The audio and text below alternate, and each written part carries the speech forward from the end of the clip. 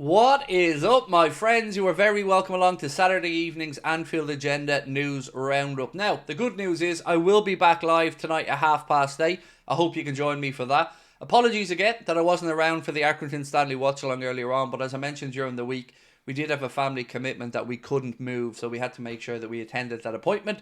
So here we are now back in, and I'm going to go through all the day's news stories, including the price tag set for a Harvey Elliott departure, Liverpool being in for KVARA. Are we the favourites or will he end up at PSG? We're also going to give you some words from Robbie Fowler about Liverpool striker Darwin Nunes and what he thinks about his future. That and of course a few other bits and pieces over the course of the next few minutes. We want to know your thoughts though, so once you've watched the video, let us know in the comment section. Drop a like if you enjoy it, and don't forget to hit that subscribe button. So look, just a quick word on the game earlier on against Accrington Stanley.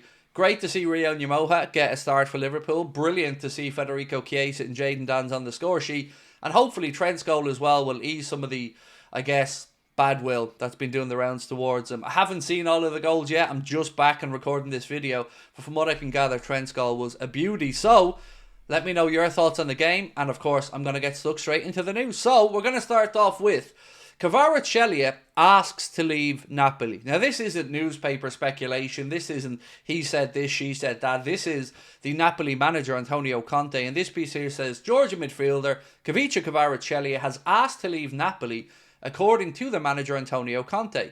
There's been widespread reports this week that Liverpool and Paris Saint-Germain and others are in the mix for his signature. And Antonio Conte, speaking, said, KVARA has asked to leave the club.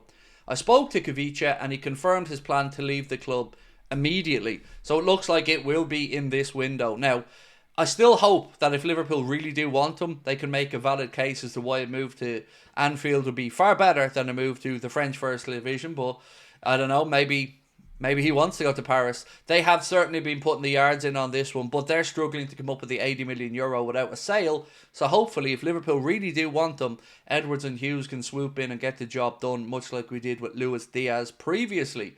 A little bit here from Robbie Fowler, or God, as we refer to him, speaking about Darwin Nunes. And before I read this out, I just want to say, I agree with every word that Robbie Fowler said here, but I want to know what you guys think about it. He said, we're saying the same things now as we were 2 or 3 years ago. He's raw, he's got talent, he can do this, he can do that. For me, the more I see him, the more I think he's just not a Liverpool player. People might have a go at me for saying this because he works hard. You're not signing a player because he works hard. That should be a prerequisite anyway. And he's right, it should be. And there have been many players for Liverpool over the years who maybe lacked a little bit of something but worked their backside off. But when you're spending, I guess, the money that we spend to bring in Darwin, and he is your Liverpool number 9 now, I do think Robbie Fowler's right that we should be expecting a bit more. And look, people will still defend Darwin, and that's absolutely sound as well. It very much is what you like and what you don't like in this football world. But I do think many people are now of the mindset that it just hasn't worked and we will see him moved on. Whether it's going to be in this window, like I mentioned previously, Liverpool are open to offers for Darwin in this window. Let's wait and see if anybody puts the money down on the table. There's been talk of Saudi Arabia. Of course, there's been talk of some moves to Italy. But until the money's put down on the table, I guess it's all just, as we say, speculation. So, speaking of speculation, this piece here talks about Liverpool being interested in a centre-back, which I'm sure will be music to a lot of people's ears. According to a report coming out of Italy, Liverpool have made an attempt to sign Bologna centre-back Sam BEUKEMA. It said the performance in Serie A has caught the eye of the club, especially Liverpool. Goes on to say Bologna don't want to part with the 26-year-old this month, but Arne Slot is familiar with the player, having tried to sign him when he was at Feyenoord. So I don't know much about BEUKEMA. I haven't watched much of Bologna this season outside of the game we played them in the Champions League. So do let me know. He's a name that I've heard you guys in the chat mention quite a bit, but I haven't watched much of him. 26 years of age, would be at the upper end of what you would expect Liverpool to do if we're going in to sign a centre-back, but maybe they're just making an admission that right now doesn't seem like Jarell Quansah is good to go or is at the level required. Now, again, it is a personal preference thing, so I do want to know what you think about it. Feel free to let me know in the comments. Now the part that I'm going to read out that just breaks my heart to even read this sentence. Harvey Elliott, price tag set. It really is a heavy heart that I say this with, but Liverpool are reportedly open to selling Elliot, as we've mentioned previously. There's been interest from the Bundesliga and from the Premier League. The Mirror are reporting that Liverpool would want a fee in between 35 and 40 million pound for Elliot, who is moving down the pecking order at Anfield.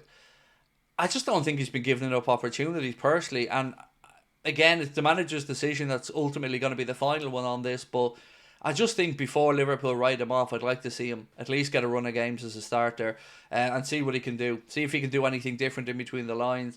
But look, it is the manager's decision ultimately, and I will respect it, but I just don't want to see Elliot move on personally.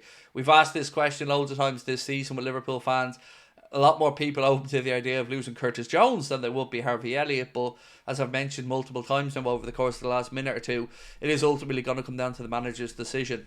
The Mail say that Brighton and Borussia Dortmund are showing interest in the player, and we signed him in 2019 for a £1.5 million fee from Fulham, so certainly Liverpool will turn a tasty profit if indeed they were to cash in on Harvey Elliott. £1.5 million versus 35 or 40 million. I guess if you're doing the accountancy at Liverpool or you're keeping the books, you can see how that is a nice markup there for a player that you brought in. Not as much of a markup, by the way, as the centre-back from Lens that Manchester City just signed. I think that what they pay about 42 million for him, for a player that I think cost Lens or the French club came to 88 grand, 86 grand, something like that. So that's one hell of a markup as well. A little bit of a tangent there, but I thought that was an interesting bit of information. And now finally, Arne Slot speaking about Jaden Dan, who of course once again scored today for the Reds. He said, "I don't know at the moment if he'll go out on loan this month, but what I like most about him is the mentality. Big compliment to him and the youth academy. He will always give all that he has." And I think this will excite a lot of Liverpool fans because we've just been speaking about Darwin Nunes and will he or won't he. And who's to say that Jaden Dans might not be that guy? Now, it might take a loan for the second half of this season to get him back into a rhythm and playing time, but maybe a full pre-season under Arne Slot in the summer, a pre-season tour, a few more games, a bit more impressing the manager on the training ground, and you just never know. He could be in the mix to be starting for Liverpool next season. May not necessarily play every game, but he could be an option there with Diaz or another combination of the forwards, and I think, why not? If the manager thinks he's good enough and really does, you know, as I've said all the way through, I want to support and get behind Arne Slot and the decisions that he makes, so if he thinks Jaden Danza is good to go, who am I to say no? So ladies and gentlemen, that's pretty much it for the early roundup today. We will be live tonight at 8:30 where we'll go through these stories in far more detail as well as a few other bits that I didn't get a chance to cover in this short video. Let us know your thoughts, by the way, in the comment section. Hope to see you tonight at 8:30 for the late night agenda. And again, I do apologise for not being around for the watch along earlier on. Sometimes family gets in the way and, you know, you got to put family first. So appreciate your understanding, and I will catch up with you guys tonight at 8:30 where, of course, I'll answer any questions you have. I'm going to run through all of these stories in far more detail. If I don't see you tonight, have a wonderful weekend, and thank you again for your support of the channel. Much love, my friends. Bye-bye.